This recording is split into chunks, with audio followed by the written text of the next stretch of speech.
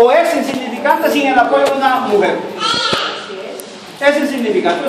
Miren aquí estoy apoyándome de dos mujeres. ¿Ah? ¿Cómo decía?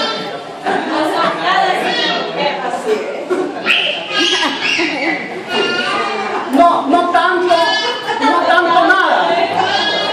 No tanto así, no me lo diga el otro extremo, ¿verdad? Es un complemento. Pero sí, la mujer, el hombre sin la mujer está frito. Venga para acá. Comadre,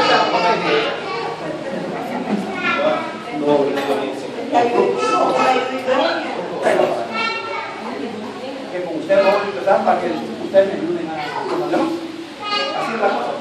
Venga por acá. Este es un proceso que va a seguir Casa de Judá ahorita para todas las madres. Vamos a orar por ellas tres, para que ellas después tres me ayuden a repartir lo que hay que repartir, porque hay un regalito para cada madre. Ayúdenme a orar. Padre, en el nombre poderoso de Jesús, venimos poniéndote esas tres madres, mujeres, que tú las enviaste a la tierra para cumplir tu propósito, papá. Te ruego que las bendigas, las ayudes, les des paz, les des alegría, les des prosperidad, Padre mío, en el nombre poderoso de Jesús. Les des salud y paz, en el nombre poderoso de Jesús. Gracias por la vida de Paulina, papá, en el nombre poderoso de Jesús. Bendícela, Padre mío, bendícela su casa, bendícela su familia, bendícela su esposo, en el nombre poderoso de Jesús.